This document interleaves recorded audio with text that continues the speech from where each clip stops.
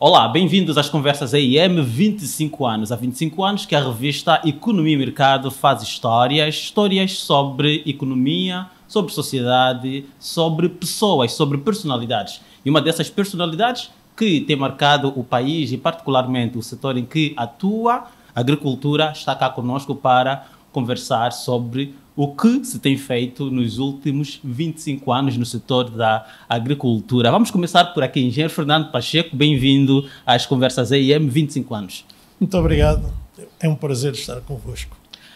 Obrigado nós também por aceder muito rapidamente ao nosso convite. 25 anos de agricultura, o que é que aconteceu de marcante durante este período?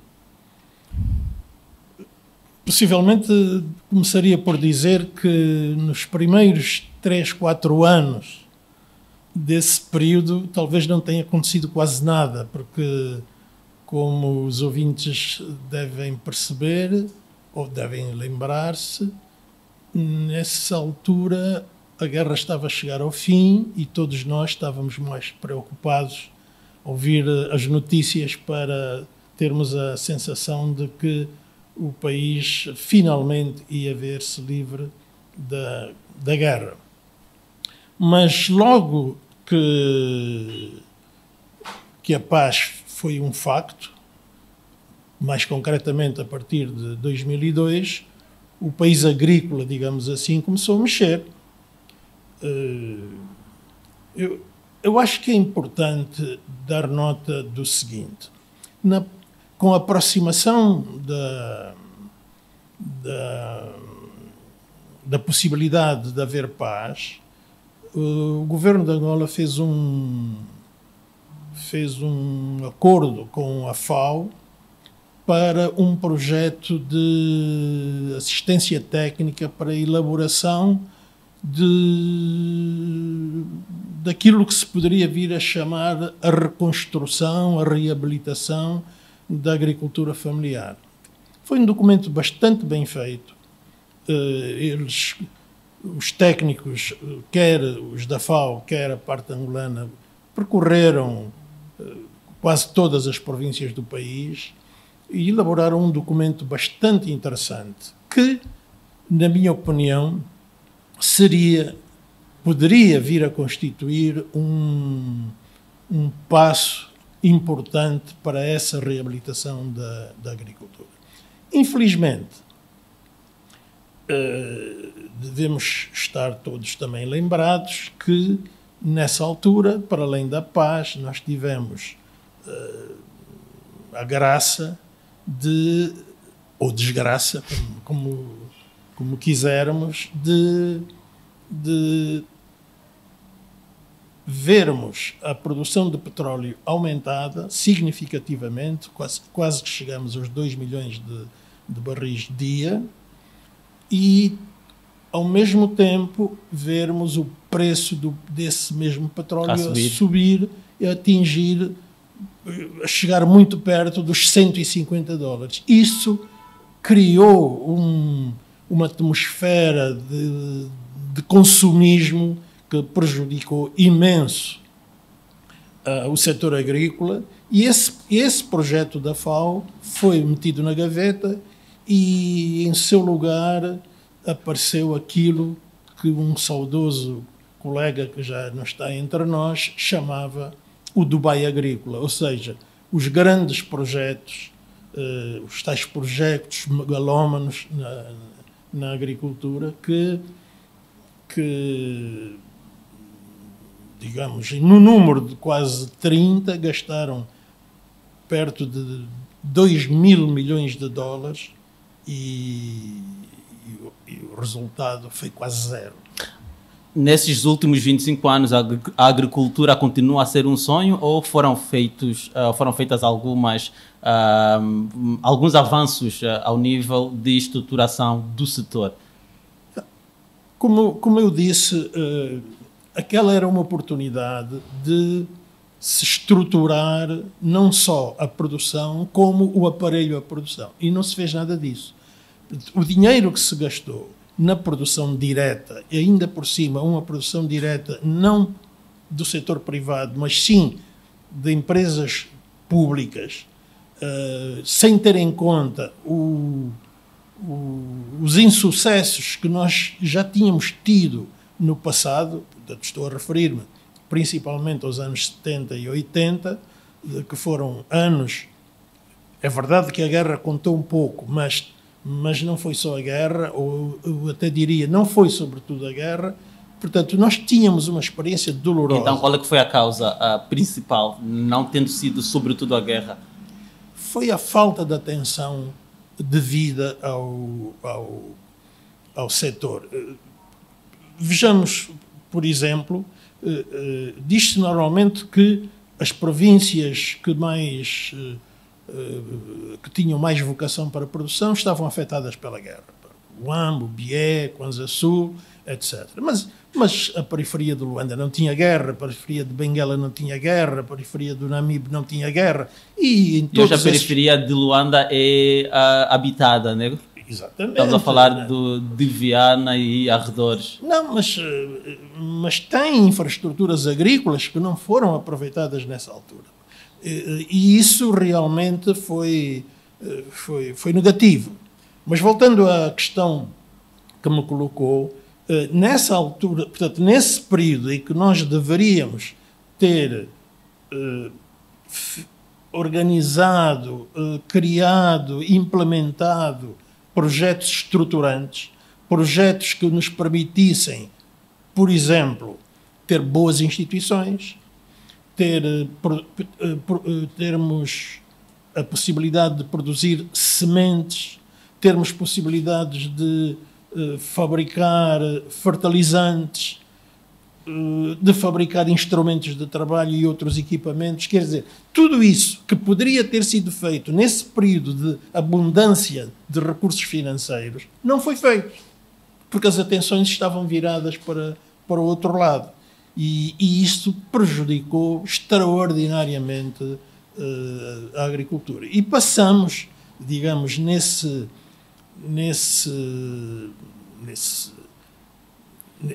com essa abordagem, fomos passando os anos sucessivamente. A criar vários projetos. Eu lembro-me, portanto, na minha época, claro, quando eu digo na minha época, eu digo assim, à medida que fui tomando conhecimento sobre o país, sobre o que estava acontecendo no país, lembro-me de ter ouvido sobre vários projetos ligados à agricultura, alguns deles muito recentes, mas que não vingaram. O que é que se passou?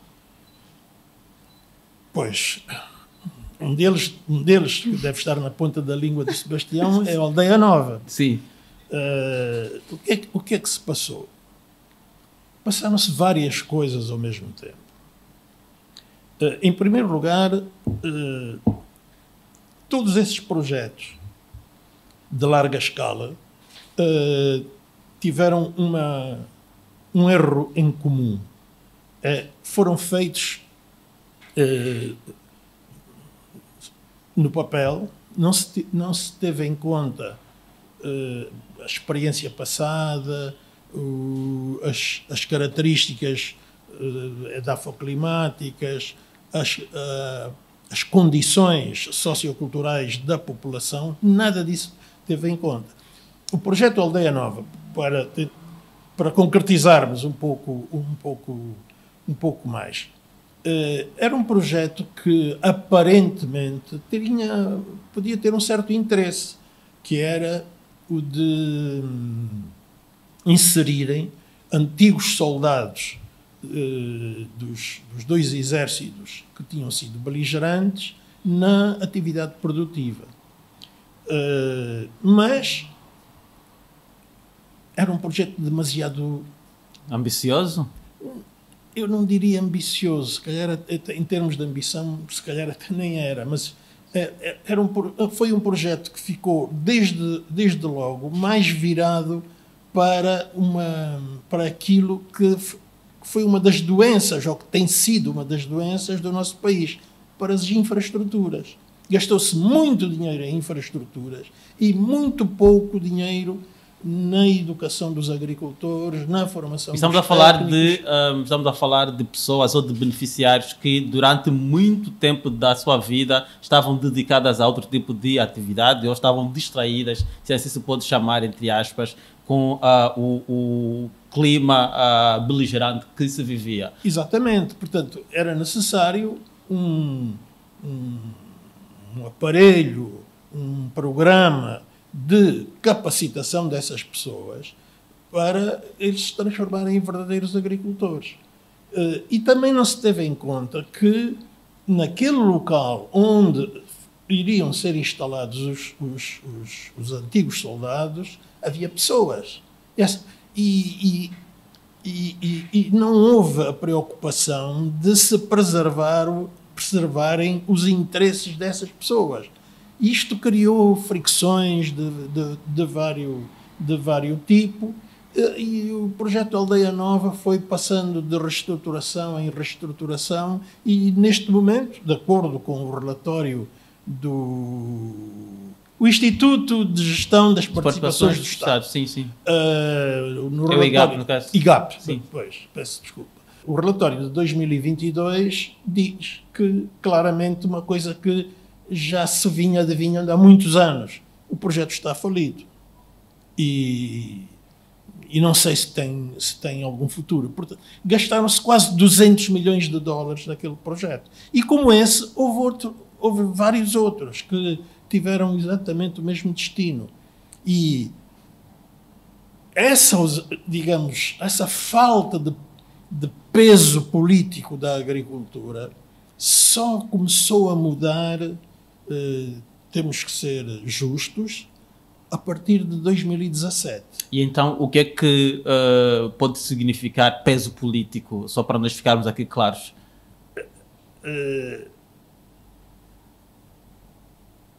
Por peso político, eu entendo que é a importância que o país, no seu conjunto, no seu todo, passa a dar ao setor. Quer estejamos a falar das instituições do Estado, quer estejamos a falar do setor privado, quer estejamos a falar do setor familiar. E então a célebre frase do Dr. António Agostinho Neto sobre a agricultura ser o fator... ser a base. Ser a base e a indústria é o fator decisivo. Nunca foi aplicada essa ideologia, se assim se pode chamar? Bom, a agricultura deveria ser, e na minha opinião deve continuar a ser, a base do nosso desenvolvimento, por várias razões que não vale a pena agora aqui estarmos a escalpelizar.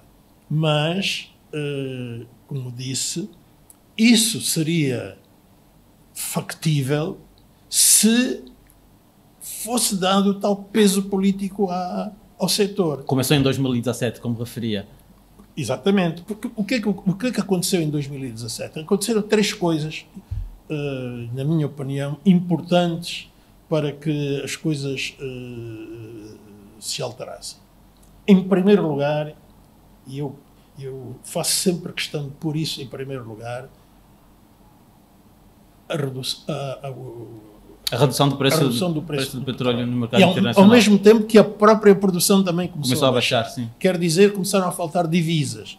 Então, o bar aberto, como diz um amigo meu, começou a ter mais dificuldades de fornecer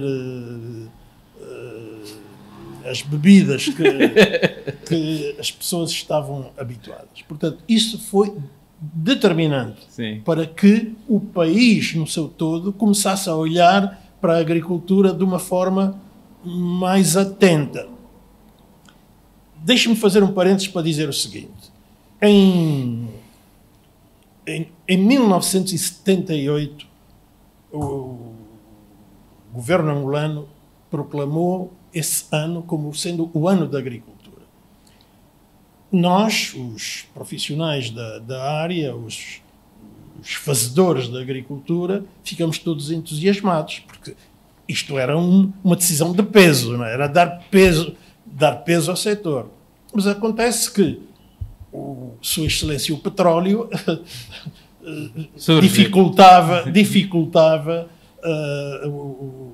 essa atenção à agricultura. E, ao longo dos anos, o que é que se foi verificando? Que, quando o preço do petróleo baixava, melhorava a atenção à agricultura. Mas o preço do petróleo subia, baixava a atenção à agricultura. A última grande baixa foi em 2014. Em 2017 já tínhamos 3 anos seguidos de baixa, coisa que nunca tinha acontecido antes, durante este nosso período de país independente. Então, esse facto foi determinante para que o peso político da agricultura aumentasse. Este é o primeiro aspecto. O segundo aspecto é o facto de, a partir de 2017, termos tido um presidente que tinha, ele próprio, uma experiência de agricultor. O anterior presidente não tinha. O anterior presidente era uma pessoa que, digamos, cuja trajetória foi feita em Luanda e fora do país, portanto nunca teve uma vivência que lhe permitisse sentir o cheiro de terra molhada, porque nós, os agricultores, as pessoas da agricultura, ficam muito sensibilizadas com o cheiro da terra molhada. Isto é uma coisa que mexe connosco. João Lourenço tem isso. Tem vamos chamar-lhe vocação para a agricultura. Ele gosta da agricultura. Mesmo antes dele ser presidente, eu ouvi uma vez, num sítio informal, ele dizer para familiares que gostava muito da agricultura. Eu nunca mais me esqueci dessa frase que foi dita para aí em 2012, 2011. Ficou-me gravada e, portanto, justifica isso que eu acabei de dizer. Se reparar, logo no início da governação do presidente João Lourenço, ele tomou algumas medidas. Uma delas foi abrir a campanha agrícola. Nunca antes tinha havido uma abertura de campanha agrícola por um presidente. Ele fez isso uma semana ou duas depois da tomada de posse. E nos seus discursos foi falando muito da agricultura em geral e da agricultura familiar em particular. Então agora passamos para o terceiro aspecto que na minha opinião foi determinante para o aumento do peso político. Pela primeira vez na história do país, nós tivemos uma associação de agricultores que começou a jogar o papel que toda associação deve jogar em termos de representação dos interesses dos seus associados e da influência junto do setor público, no caso. Do setor público. Sim, do governo. Do governo, não é?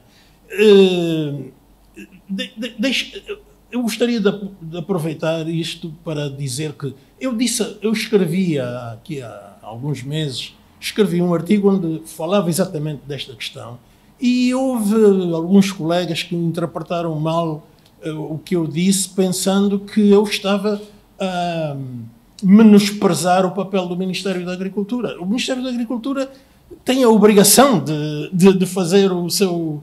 E só aqui uma parte que fala do Ministério da Agricultura, também já passou pelo Ministério da Agricultura. Eu sim, já passei pelo Ministério da Agricultura, já fui diretor nacional do Ministério da Agricultura e fui delegado do Ministério da Agricultura em Malange.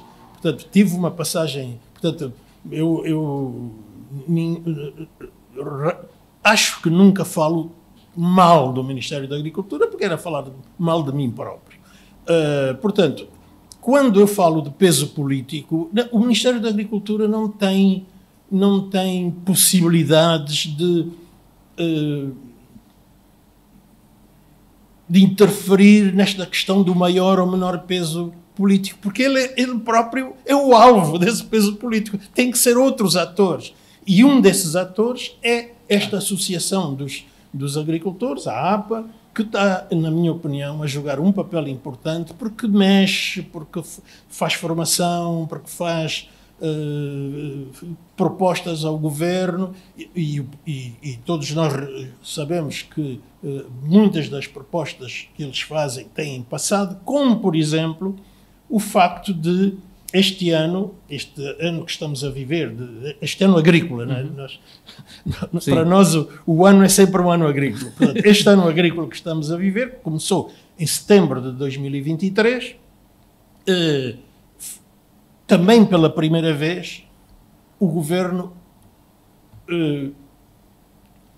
definiu uma série de ações, principalmente no domínio financeiro, para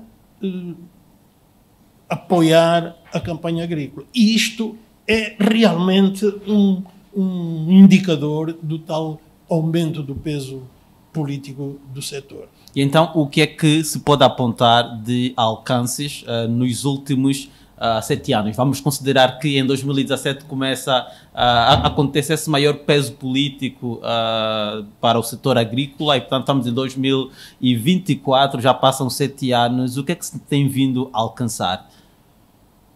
Em primeiro lugar, nos últimos 3, 4 anos, a produção agrícola do país aumentou. Tem-se utilizado muito um número entre 5% a 6%, tem sido o crescimento do produto agrícola bruto, ou se quisermos, a contribuição da agricultura para o produto interno bruto. Tem vindo a crescer a uma média entre 5% e 6%. Este já é um indicador fundamental. Mas se quisermos outros indicadores, é fácil verificarmos. Nós vamos às grandes superfícies e já encontramos produção nacional, produção de alimentos a nível nacional, de mandioca, de batata doce, de hortícolas, de fruta, coisa que poderia acontecer antes, mas de uma forma muito esporádica. Agora já está mais estruturada. Começa a haver alguma agroindústria, ou seja, começamos a verificar a existência de unidades de transformação industrial de produtos agrícolas. Eu passo a publicidade, eu costumo dizer, por exemplo, que o chouriço do Lubango é o único chouriço de que eu gosto. Eu já comi chouriço em muitas partes do mundo. Não conheço melhor chouriço do que o chouriço do Lubango. É realmente um chouriço de alta qualidade, pelo menos para o meu gosto. E não deve ser só para o meu gosto, porque é caríssimo. se não fosse bom... Significa que há grande procura e, portanto... Sim, que há procura, pelo menos as pessoas que têm dinheiro procuram, porque quem não tem dinheiro não pode comprar aquele tipo de produto. Portanto, isto é apenas um exemplo do que poderia dar, dos que eu posso dar. Mas há ainda um outro que me parece também importante. O entusiasmo que começa a haver dos próprios agricultores. Quer estejamos a falar dos agricultores de maior dimensão, que não são muitos, nós temos... É sempre difícil dar números, mas acredito que nós tenhamos entre 20 a 30 agricultores, digamos, de maior dimensão e que estejam a utilizar tecnologia mais avançada. Porque todos os outros, dos 5.000 e tal empresários que supostamente existem no país, são empresários com poucos conhecimentos e pouca capacidade. E desses haverá também os agricultores de final de semana ou de final de mês ou de quando estão de férias? Sim.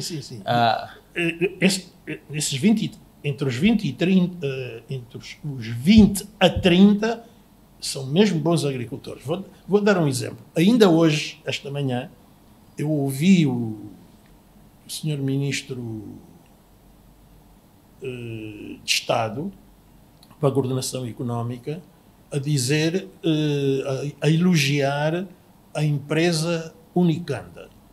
A empresa Unicanda é um investimento da Unitel. Portanto, neste momento é uma empresa pública, que é somente o maior produtor de milho em Angola. O que significa que, mesmo quando a produção ou melhor, quando o investimento é público, mas for bem gerido, como é o caso da Unicanda, e eu estou a falar à vontade porque o conheço, eu estive já na Unicanda e vi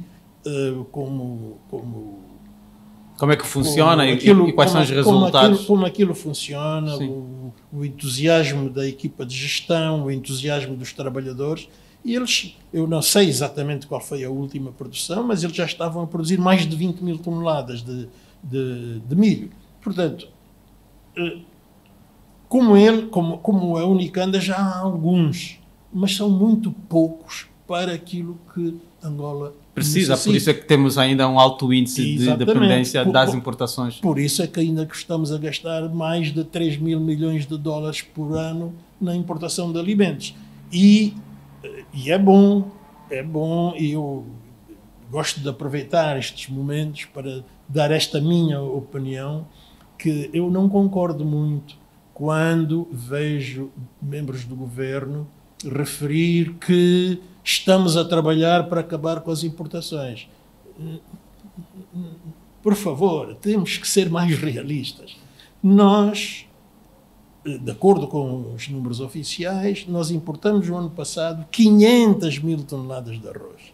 A nossa produção, segundo os números oficiais, foi de 40 mil toneladas. Portanto, não estamos a produzir ainda nem 10% do arroz que importamos. Então, não podemos, desde já, pensar que vamos acabar com a importação e muito menos em exportação. O que precisamos é de ser suficientemente realistas e pragmáticos para encontrarmos programas que nos permitam aumentar, de facto, a produção de uma forma faseada para, daqui a alguns anos, chegarmos. Já não vai ser as 500 mil, porque daqui para uns anos já... A população está a crescer pelo menos a 3%, não é? Ao ano. E isso já acontece há 5 anos. Portanto, daí que também os dados apontam para um crescente índice de pobreza multidimensional no país, e também as grandes cidades vão cada vez mais nas periferias a registrar um maior número de pessoas a viver, diria, em pobreza extrema. Exato. Eu dizia que nós estamos a aumentar a produção agrícola à volta de 5% a 6% ao ano. Isso é muito pouco, exatamente porque depois o seu peso, o peso da agricultura no PIB é pequeno ainda. Nós precisamos que o peso da agricultura no PIB seja muito maior. Para isso, a agricultura tem que subir talvez a 15%. Então, o esforço que tem que ser feito nesse domínio é muito grande. E se me permite, vamos voltar um bocadinho atrás àquela questão que eu dizia inicialmente do tempo e do dinheiro que se perdeu há 25 anos. Sim. Quando deveríamos, primeiro, ter melhorado substancialmente a nossa capacidade institucional. A nossa capacidade institucional é fraca. E é fraca não apenas a nível dos ministérios, mas também a nível dos bancos, também a nível das próprias empresas. Nós formamos muitos técnicos médios, formamos alguns técnicos superiores, mas esses técnicos não vão trabalhar para a agricultura, não vão trabalhar para o campo, porque ganham mais se forem trabalhar para a educação. Os técnicos, os professores são uma profissão que no Estado, tirando os das finanças, são dos mais bem pagos. Então eles atraem... Mas nem por isso, mais bem pagos dentro da estrutura pública, não é? Porque... Sim, mais bem pagos. Por isso é que eu dentro dizia, excluindo pública. das finanças, porque as finanças são um mundo à parte, não é? O que, enfim, eu pelo menos não concordo nem um pouco. Nós precisamos, de facto, de começarmos a olhar para o país de uma outra forma. Nós precisamos que toda a gente, sejam profissionais da agricultura, da educação ou das finanças... A pergunta que lhe iria fazer é... Toda a gente ganhe bem, não é? Exatamente. Ou ganhar bem, ou pelo menos ganhar o suficiente para ter uma vida digna. Isso é fundamental, não é? Porque se isso não acontecer, o país vai ter muitos problemas. E como disse muito bem,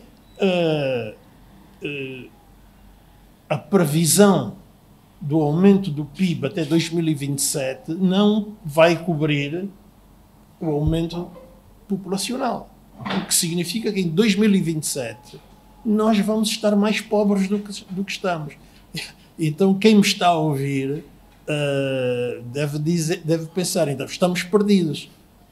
Eu diria, apesar disso, eu acho que nós não estamos perdidos. O que nós precisamos é de continuar a pensar que os desafios são para serem enfrentados e para serem resolvidos.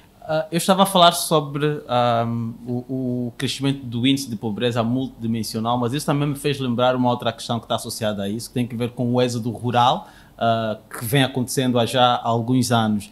E em vez de fazer uma pergunta muito ligada a isso, eu gostava de recuar mais do que 25 anos e fazer esse comentário. Há mais de 25 anos, jovens com mais ou menos entre 20 a 25 anos sonhavam viver da agricultura. E provavelmente este foi o caso do engenheiro Fernando Pacheco. Como é que ganhou gosto e paixão pela agricultura? Está a falar do meu caso Exatamente. pessoal?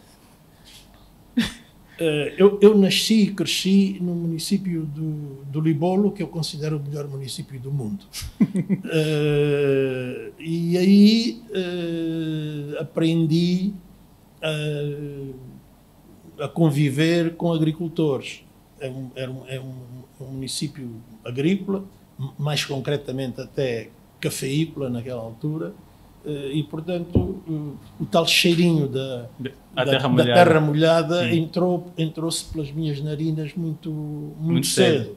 E o meu pai tinha uma pequenina chitaca, como se dizia, que é uma pequenina fazenda, e eu acompanhava o meu pai, que ia a pé. Meu pai não tinha carro, ia a pé para a fazenda, e eu, com 5 ou 6 anos de idade, eu ia com o meu pai, fazia 6 quilómetros a pé, para acompanhá-lo. E aí ganhei o gosto pela agricultura.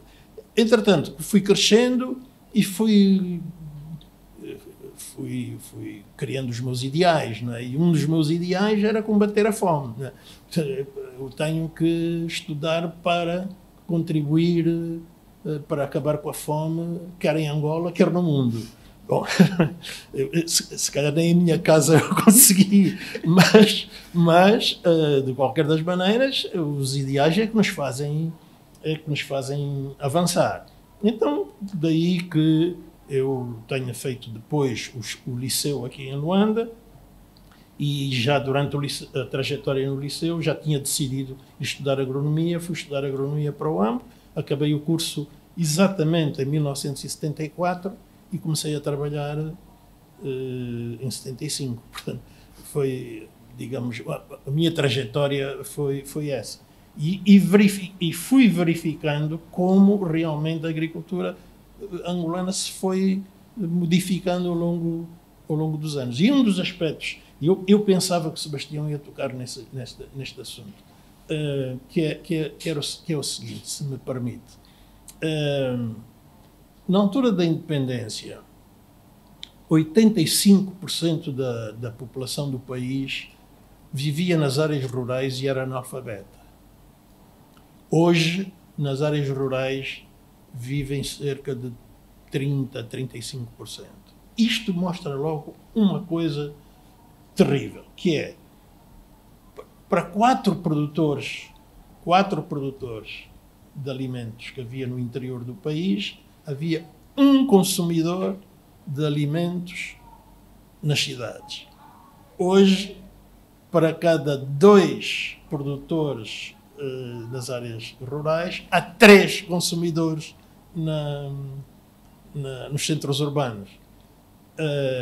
Claro que as contas não podem ser feitas com esta simplicidade, de uma forma tão linear, mas isto, só por si, dá logo uma ideia dos problemas que o país está a viver e justifica a tal importação, o tal gasto na importação de 3 a 4 mil milhões de dólares por ano. Poder-se-á dizer, alguém que nos ouça e que, por exemplo, que não conhece Angola, pode dizer assim, mas na Europa também foi assim, nos Estados Unidos também foi assim. Só com uma diferença, é que na Europa e nos Estados Unidos e noutros países, não é? A China, Japão, etc., essa movimentação de população do campo para a cidade foi acompanhada pelo avanço da tecnologia no campo. E então, aquilo que faziam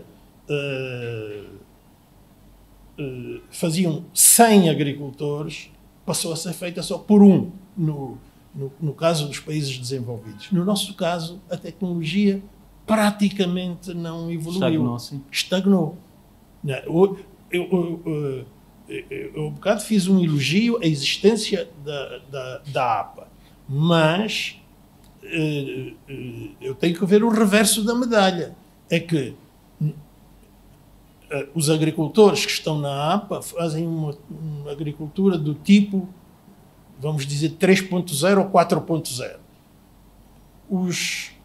Os agricultores do interior do país, os agricultores familiares são a maioria, que são responsáveis por 80% da produção de alimentos do país, fazem agricultura 1.0. Sendo que um dado relevante é que 66% da produção nacional ainda é manual. É feita com enxada. Portanto, isso, para além de ser do ponto de vista económico muito mau, não é? Com os resultados de que estamos a falar, do ponto de vista social e humano, é trágico. Principalmente quando pensamos nas mulheres. Porque a mulher agricultora, a mulher angolana agricultora, está a padecer com tudo isto que está a acontecer, ou vou dizer de maneira diferente. Os camponeses, a população rural, se quisermos, está a padecer com o fraco desenvolvimento da tecnologia, mas a mulher camponesa está a sofrer muito mais. Porquê? Porque no seio familiar os braços masculinos com energia estão a ir para as cidades. Estão a ir para Luanda, para Benguela, para Malange, etc. Então, as mulheres que ficam com o seu trabalho, com o trabalho que já tinham, mais o trabalho dos que saíram. Isso é atroz, não é? É atroz. Eu diria até que é desumano não pensar seriamente no desenvolvimento estrutural da agricultura familiar. Essa é uma luta que eu penso que perdi ao longo da... Falando em lutas perdidas e lutas ganhas... Vou lá chegar. Ok. Quer dizer, objetivamente, eu terei perdido essa luta porque os agricultores familiares, os camponeses angolanos continuam nessa situação trágica que eu acabei de dizer. Mas, ao mesmo tempo, acho que, e sinto-me um pouco honrado e feliz de ver que, pelo menos, começa a haver uma dinâmica de mudança. E isto entusiasma-me. Portanto, eu, na minha idade, com meus cabelos brancos, ainda tenho o direito de sonhar. Muito bem. Daqui a pouco vamos falar sobre os seus outros sonhos, mas para já gostava que muito sucintamente pudesse aqui fazer um quadro do que aconteceu, evoluiu ou terá regredido no país ao nível de alguns setores que passo a citar. Economia abrange a agricultura, sociedade fala muito sobre sociedade, política, educação e justiça. Bom, o que o Sebastião está-me a pedir é que eu analise o contexto do país nos últimos 25 anos. Muito sucintamente. Só não pode ser em 25 segundos, claro. Bom, em termos de economia, eu resumiria da seguinte forma. A economia angolana não se diversificou ao longo destes 25 anos, que era, no fundo, o grande objetivo. Era que a economia se diversificasse de modo a que houvesse mais emprego, houvesse mais renda económica, etc. E isso não aconteceu.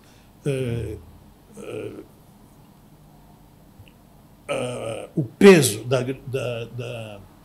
do setor não petrolífero no PIB continua a ser reduzido.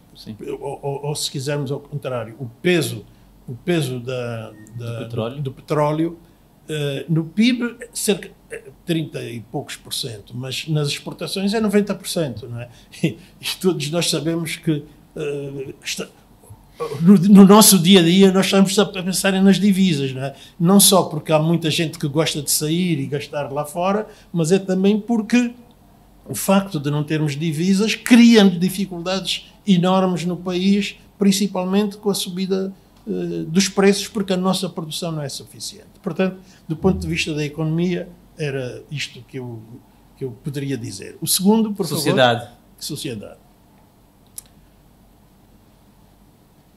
Em termos de sociedade, acho que Angola, eu analisaria isto de uma forma bipolar, digamos assim. Se, por um lado, nós vemos com muita tristeza os níveis de pobreza, a degradação dos indicadores sociais, etc., que são terríveis, mas há um lado positivo na nossa sociedade. A nossa sociedade, digamos, nós temos um país onde a consciência nacional é elevada. Se não quisermos ir para mais lado nenhum, basta ver o que está a acontecer com o cano. É um indicador que muita gente só está a ver agora, mas que eu ando a ver há muito tempo. Essa consciência nacional é sinônimo de patriotismo. Sim, da ideia de nação. Que em África não é muito comum. Embora desse a dizer, mas em outros países também, quando a seleção nacional joga, as pessoas têm esse sentimento da nação. Mas no nosso caso, nós não só temos esse sentimento no desporto ou nas representações a nível nacional, mas como também na nossa vida interna. Nós não temos divisões regionais significativas. Podemos ter algumas de algum pormenor. Né?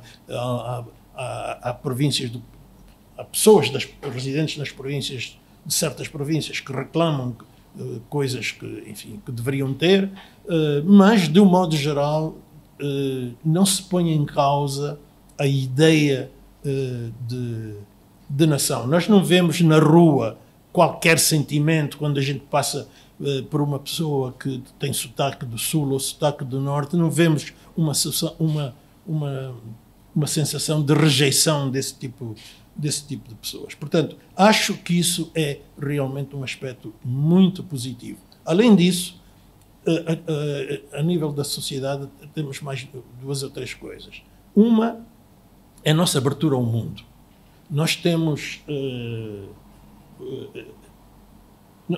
uma grande abertura ao mundo. Mesmo que façamos barulho, que os fulanos dali, os daqui fazem isto, fazem aquilo, mas nós somos abertos ao mundo. Não há, como aconteceu muito noutros países, uma rejeição a este grupo ou aquele grupo por esta ou por aquela razão. Muitas das vezes até são razões de ordem económica, mas no nosso caso, apesar de todas as dificuldades que nós estamos a viver, não se verifica nenhum movimento de rejeição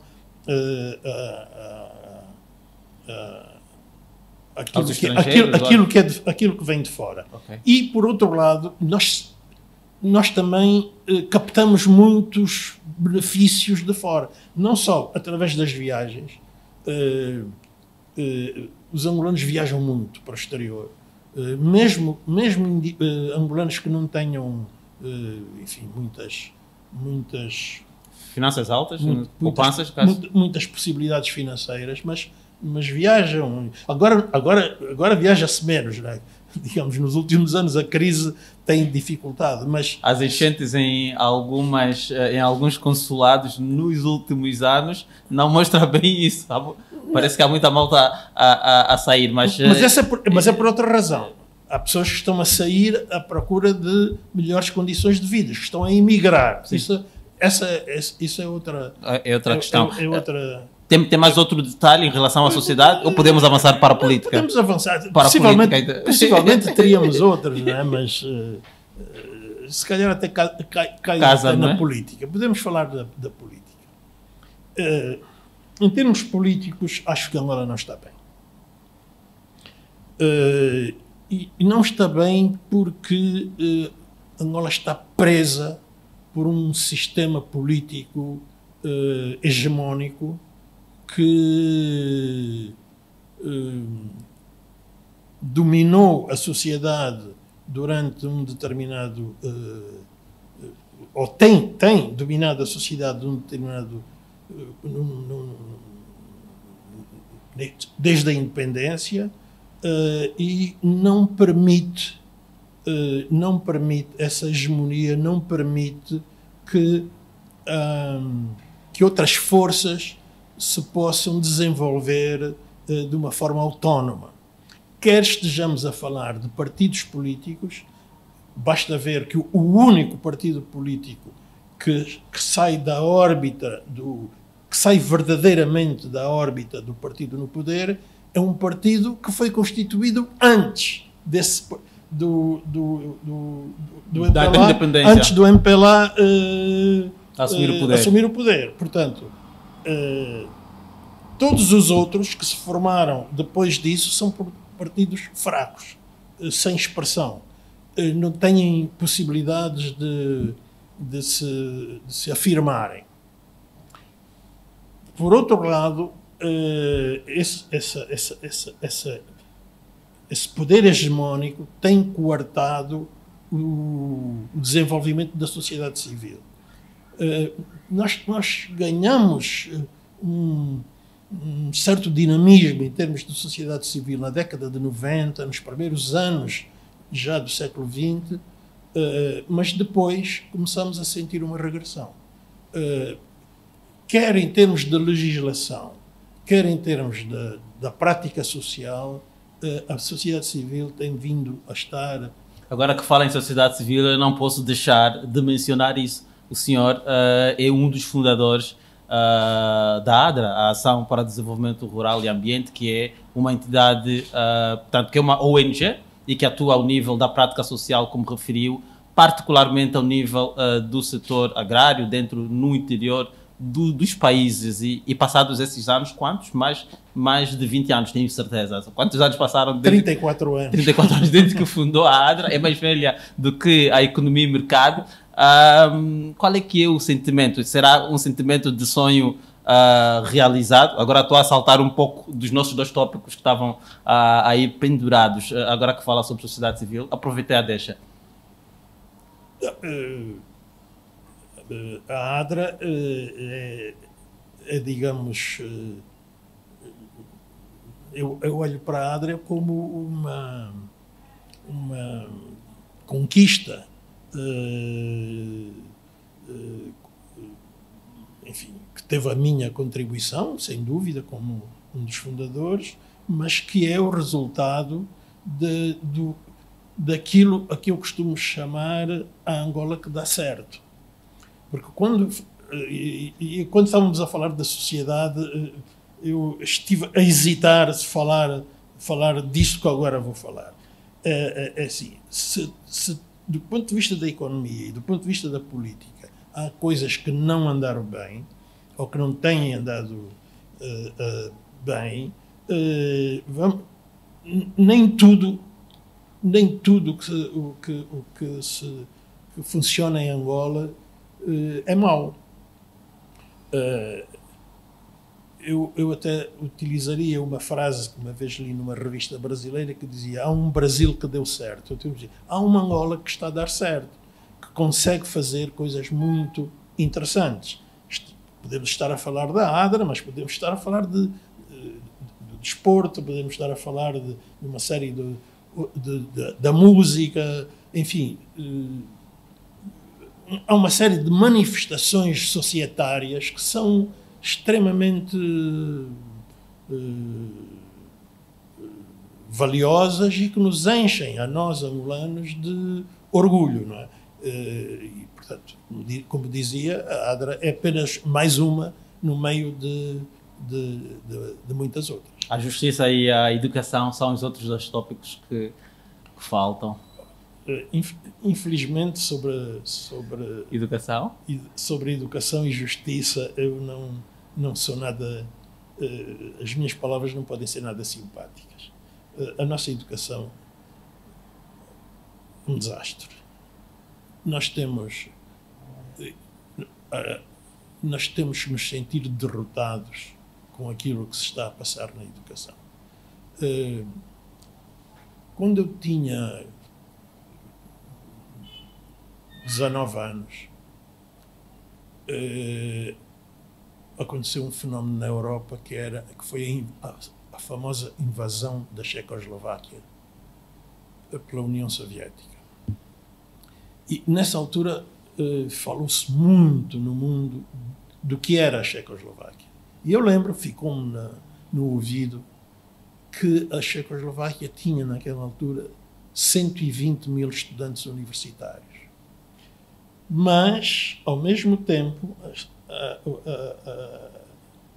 a Checoslováquia era um país industrializado, que produzia automóveis, produzia medicamentos, produzia, enfim, uma série de equipamentos diversos que faziam do país um país desenvolvido.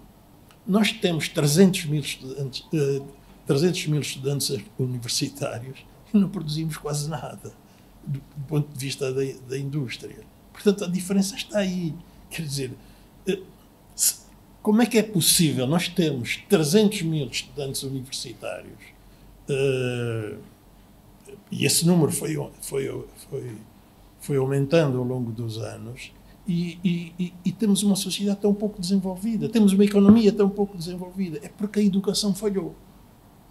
Por isso é que eu digo que o nosso sistema educacional está a ser um desastre. Embora existam casos de sucesso, como é evidente. Da Angola que dá certo. Dentro daquela ideia da Angola que dá certo. Há escolas em Angola que funcionam bem, há institutos médios em Angola que funcionam bem, há universidades em Angola que funcionam bem, mas são uma gota no oceano, porque o grosso funciona mal. A justiça não será um desastre? Eu acho que a justiça é mais ou menos a mesma coisa, não é? Por quê? Porque o simples facto da nossa justiça não oferecer confiança à população é logo, digamos, um indicador. Eu falo muitas vezes com estrangeiros que, enfim, ou estão interessados em investir em Angola, ou são pessoas que convivem com presumíveis investidores em Angola, que levantam logo a partir do problema dos tribunais. Dizem, não é possível nós investirmos em Angola porque os tribunais não nos dão garantias. Não estou a falar só de garantias, chamemos-lhe assim, de ética, que também existem, todos nós.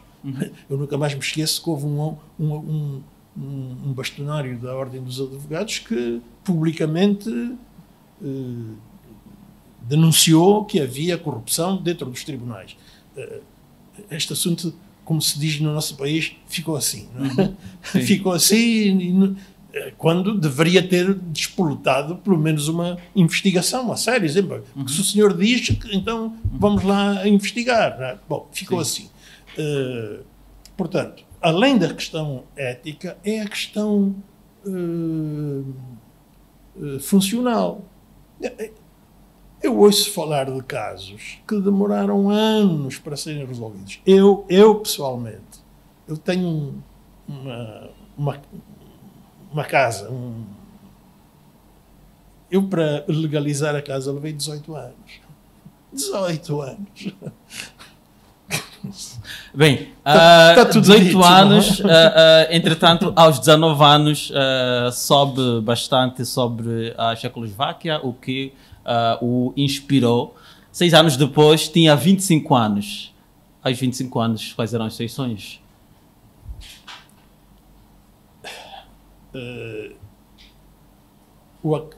Quis o acaso que eu tivesse 25 anos, exatamente na altura da transição para a independência. Ou seja, eu cheguei aos 25 anos no momento em que os angolanos da minha geração, uns um bocadinho mais velhos, outros um bocadinho mais novos, começaram a sonhar de maneira diferente. Não é?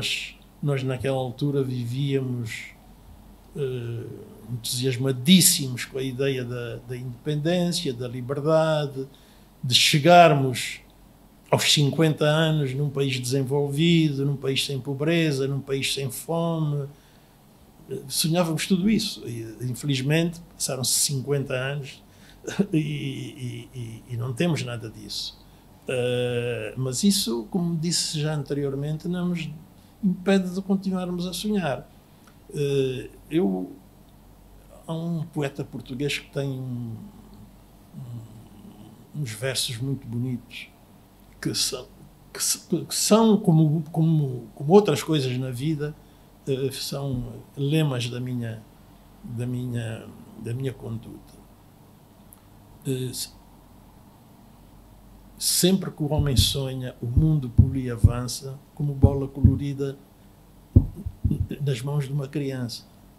Portanto, por mais próximos que eu esteja, pelo menos eu esteja do fim, eu acho que devo continuar a sonhar. E já agora deixe-me falar de outro lema que eu tenho na minha vida. Esse é de um pedagogo uruguaio que morreu aqui há uns anos. Ele diz assim: